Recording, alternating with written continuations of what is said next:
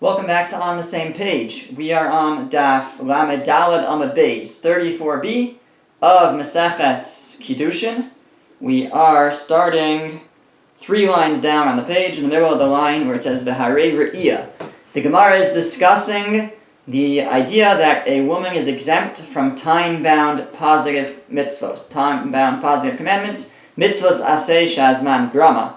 And the Gemara just previously asked a question that if it's true that women are exempt from all time-bound mitzvos, why does the Torah need to go out of its way with an extra word to exempt a woman from the mitzvah of sukkah? Sukkah is a time-bound mitzvah. Why would I need to specifically exempt her?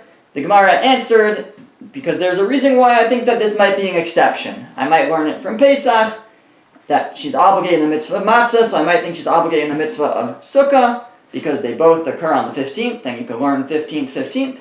That was the end of last week's Gemara. This week we begin with a very similar kind of question. The Gemara asks, V'harei Re'iyah.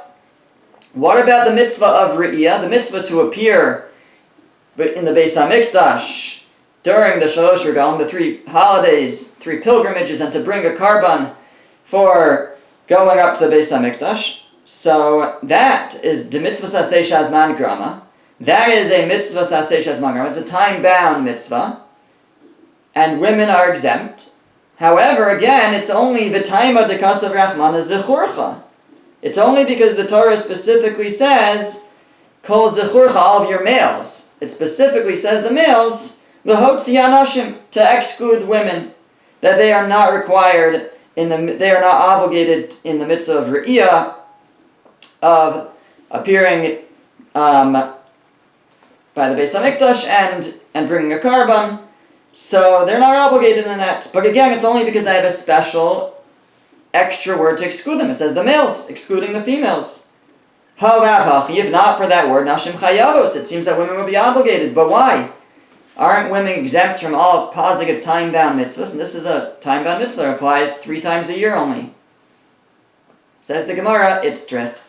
The Gemara says, no, even though women are exempt from time-bound mitzvahs, positive time-bound mitzvahs, this one, I need a special exception to exempt them, because otherwise I would have thought that they are obligated in this.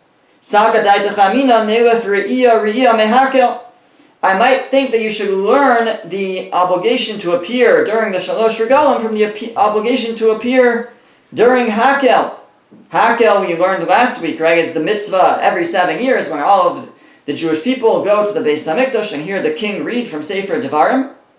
And there, the Torah says, Le'ra'os es Pnei Hashem, that the Kol Yisrael, all of Israel comes Le'ra'os, to see and be seen before Hashem. And I might think that just like there women are obligated, so too in the triannual mitzvah of Aliyah of Re'iyah, of Aliyah L'Regel, going up and being visible before Hashem, by the Beis HaMikdash, that they would be included, they would be obligated in that too. That's why I need specifically the word zechurcha to exempt them from that. Okay. Now the Gemara now returns to the original point of the source that women are exempt from positive time-bound mitzvos, which was from tefillin. We learned that women are exempt from tefillin because they're exempt from learning Torah. We know they're exempt from learning Torah because it says v'shinatam livanecha, you should teach your sons, and it says v'limatem osam es b'nechem, you should teach your sons, not your daughters, you're not required. Women are exempt from learning Torah, they don't have an obligation to do so. And just like they're exempt from learning Torah, they're exempt from tefillin, because tefillin is juxtaposed with tefillin. And what is it about tefillin that should exempt them? The Gemara understood it's the fact that it is a positive time-bound mitzvah, and just like they are exempt, just like we find that women are exempt from tefillin, which is a positive time-bound mitzvah, so too they're exempt from all other positive time-bound mitzvahs. Asks the Gemara, ve'adiyalfinon mitfillin lepitura, why are we focusing on tefillin and saying that just like women are exempt from tefillin, they should be exempt from all positive time-bound mitzvahs. Let's choose a different positive time-bound mitzvah to learn from. Why don't we learn from simcha? Women have an obligation, v'samachta b'chagecha, to rejoice in the holidays. Ata b'ncho v'techa, you, your sons, and your daughter. So even women are obligated in rejoicing on Yom Tov. So we should say, rejoicing on Yom Tov is a positive time-bound mitzvah. Just like women are obligated in the positive time-bound mitzvah of rejoicing, so too they should be obligated in all positive time-bound mitzvahs. Why are we learning from tefillin to exempt them? Why don't we learn from simcha, joy on Yom Tov, to obligate them? So the Gemara says, Amar Abaye says, Isha bala misamcha. Says Abaye, that which there's an obligation, v'samachta, you should rejoice, ata uvincha v'techa, you, your son, and your daughter. In a certain way, the obligation is really on the husband. He learns, the Rashi says it's like a drasha, v'simachta, you should bring simcha to them. That it's the husband's job to bring simcha to his wife. It's not so much that there's an obligation on a woman to have simcha, as much as it's an obligation on the husband to bring his wife simcha, to bring her joy on Yom Tov. That's the mitzvah there. And so, therefore, the fact that a woman is obligated there, we're not going to learn from there that she should be obligated in all positive time-bound mitzvahs, because in a certain sense, she's not really obligated. It's really an obligation on her husband to bring her simcha. The Gemara says, Almana ma'yekol meimar. But what are you going to say for a widow? That's very nice for a woman who's married. But what are you going to say for a widow? Meaning, the pasuk also speaks about that widows should rejoice on Yom Tov, because it says there, it says the whole pasuk, the whole verse is v'samachta b'chagecha. You should rejoice in your holiday. You, your sons, your daughters, your slaves, your maidservants, the Levi, the Hager, the Hayasom, and the orphan, the Ha'almana, and the Almana. The widow. Now, you can't say that when it says widow, it means that that the obligation is on her husband. She doesn't have a husband. So how are we to understand that? In other words, I suppose what we're saying is, it says there, v'samachta, you should rejoice, you, your son, and your daughter. Now, does that mean the daughter has an obligation? No, it means v'simachta, you should bring joy to your daughter on Yom Tov. And so too to your wife, etc. But you can't say that for an almana, a widow. Who is it talking to? Who is it saying, v'simachta, bring joy to her? It must be her. She must be obligated to rejoice on Yom Tov. So we see that women are obligated, and if they are obligated, then why don't we learn from here that they're obligated in all time-bound mitzvahs, positive time-bound mitzvahs? So the Gemara says,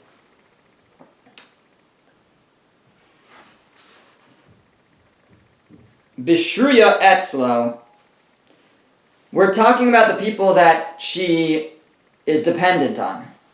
We're talking about, who is it that the pasuk is talking about? When it says a widow you should rejoice, bring joy, the samachta, you and the widow that's in your gates. What widow?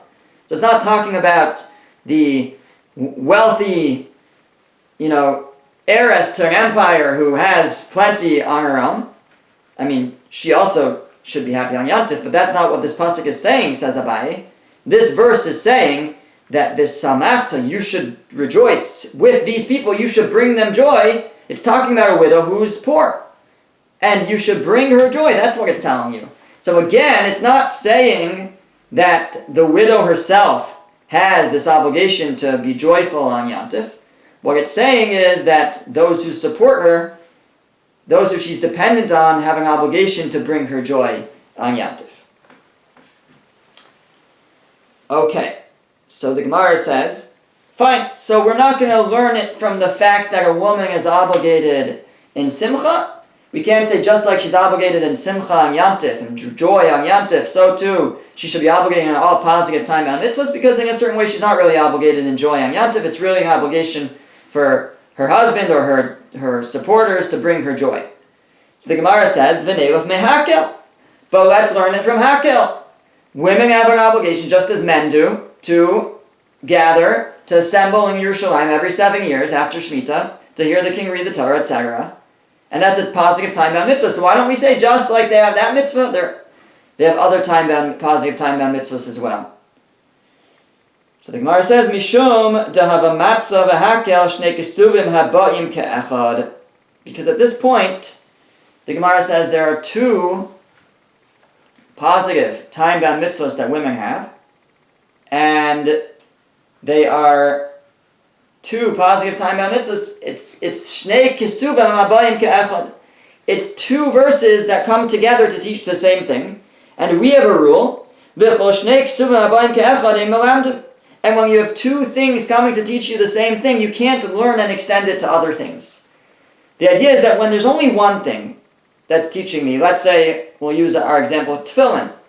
So we have tefillin, it says women are obligated in tefillin. So we can say, tefillin is a time-bound mitzvah. Right? What is it about tefillin that they should make them, sorry, not women are obligated, women are exempt. Women are exempt from tefillin because it's a time, well, why? So we'll say because it's a time-bound mitzvah. So we can say, just like they're exempt from tefillin, they should be exempt from all other time-bound mitzvahs. If we zero in on that being the key point. So that's because there's only one verse. But once there's another one, so then we come into this concept of shnei kesuvim haba'im ke'echad ein melamdim. When you have two things teaching me the same thing, you can't learn from there. Because why did it need to say the second thing? Just say one, and learn from there to all the other examples of that type of scenario. All the other positive time-bound mitzvahs. If you'd say once that she's exempt, then I can learn to all the other places. Once I say a second time, so that's actually restrictive. That's saying don't learn from the first example to all the other examples, because if I was going to do that, then why do I need to say a second time? So the second time actually restricts it and says it doesn't go past here. Two verses that come to teach me the same thing, that means I can't extend it beyond there. So the Gemara's question was, why don't I learn from Hakel, from the mitzvah to assemble every 7 years? Women are obligated in that, and it's a time-bound mitzvah. Why don't I learn from there that they're obligated in all time-bound mitzvahs, positive time-bound mitzvahs? The answer is because there's also a verse that obligates them in matzah, which is also a positive time-bound mitzvah. And that means I have two verses teaching me the same thing, that women are obligated in time-bound mitzvahs. It must be it's restricted to just these two things. So the Gemara says, Ihachi, if that's true, if you're going to apply the logic of you have two verses, and we have two verses, you can't learn from them, Tefillin u'ri'iyah nami, shnei kesuvim haba'im ke'echad ve'ein melamdim. So then we have, when it comes to tefillin is also not the only example of a verse that we have. We have the verse of tefillin, which we learn that women are exempt, because it's juxtaposed with learning Torah. And we have the verse of Re'iyah, appearing by the Beis HaMikdash in the three pilgrimages, Shalosh Regalim, that women are exempt, because there it says, Kol zechur all your males. So I have two verses teaching me that women are exempt from positive time-bound mitzvahs. So I should run into the same problem.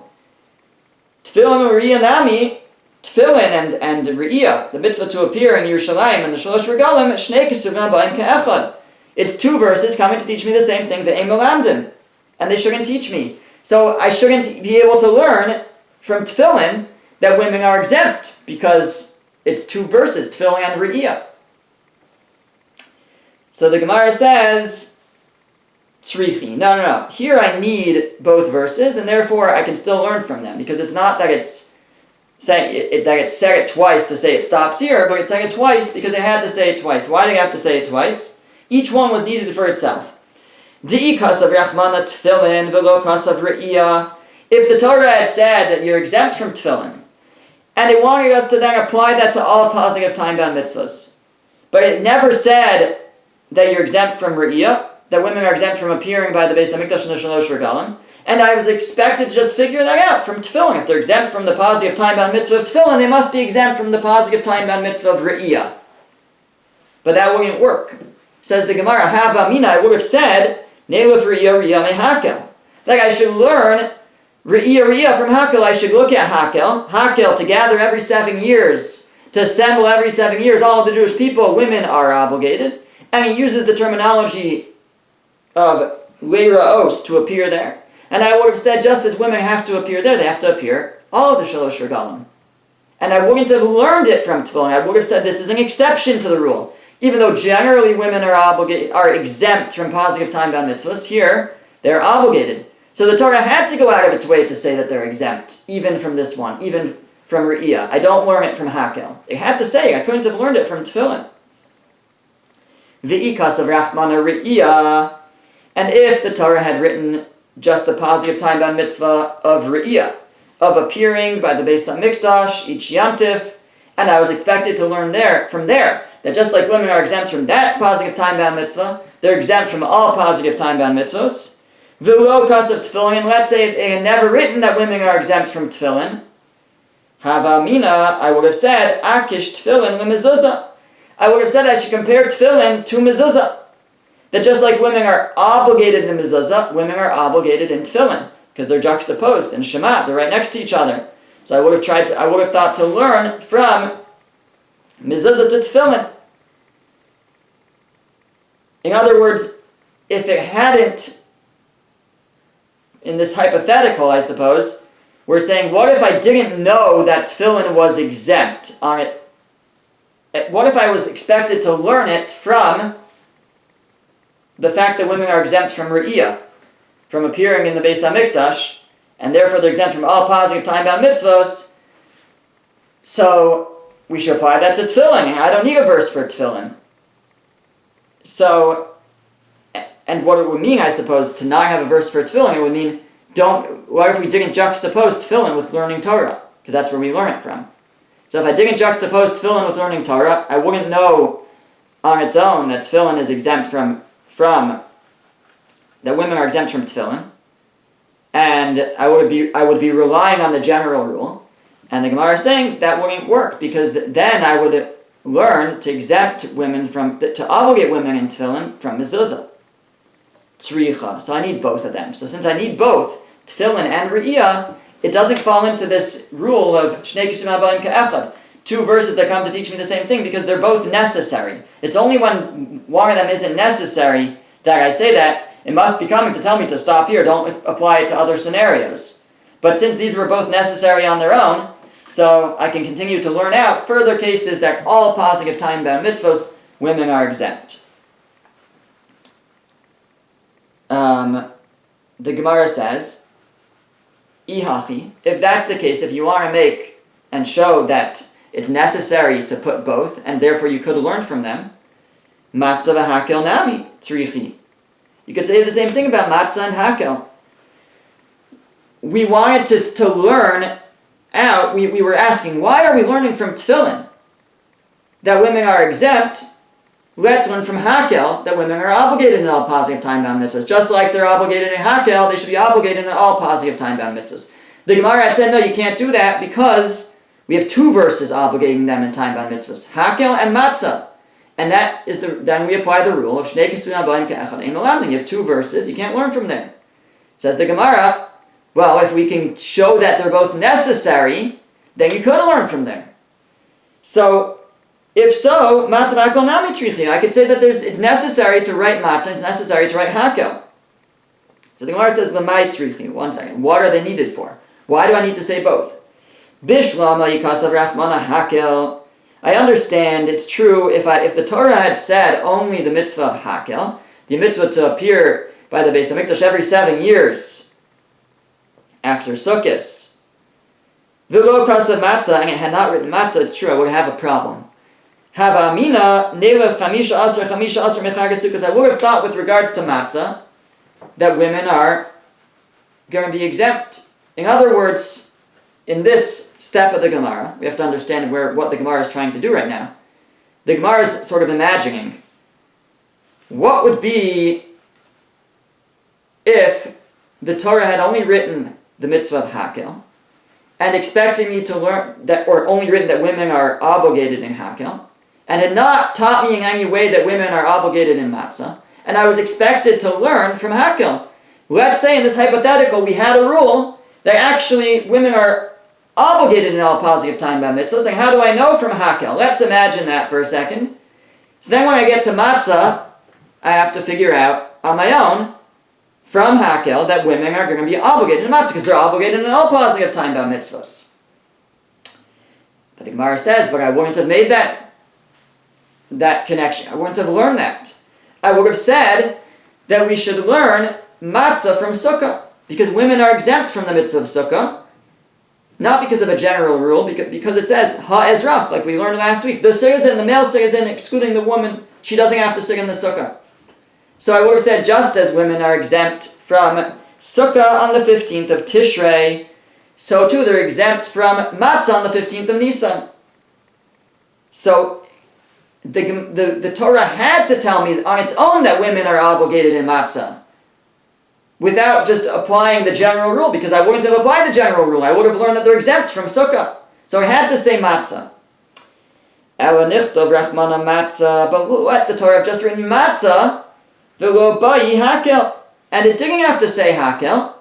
Ve'ana amina, and I would have been able to say tfalim chayavim, nashim l'kol shekin.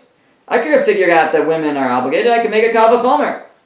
If the babies have to be there, the pasuk says even the taf, even the children, the babies have to come. Everybody goes to Hakel.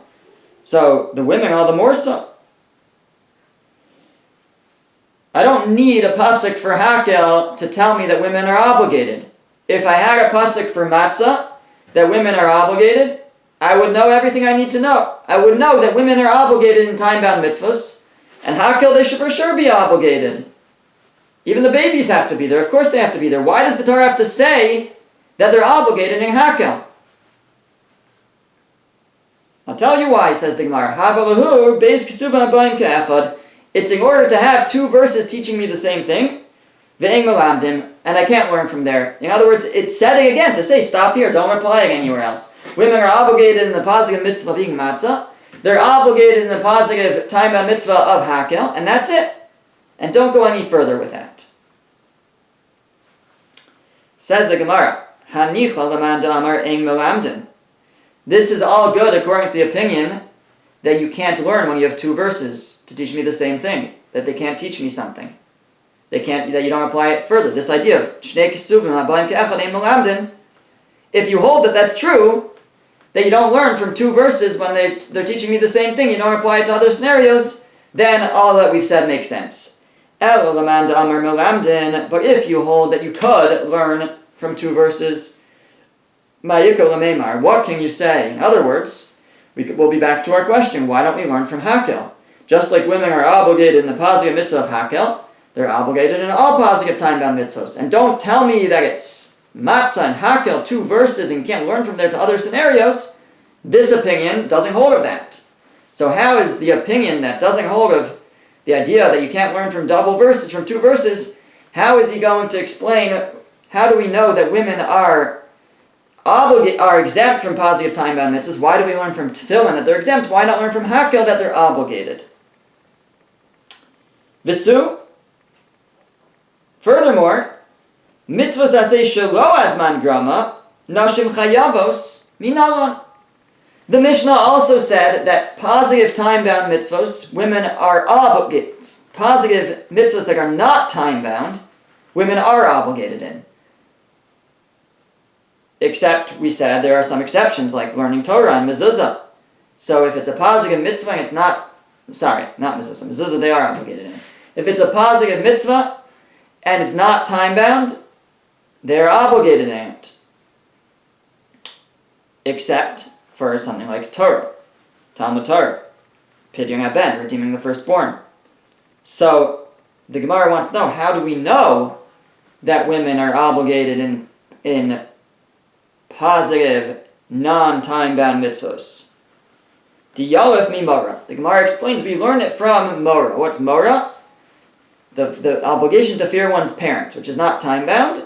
To have reverence towards one's parents, it says, Ish imo v'aviv tiro. A man should fear his mother and his father.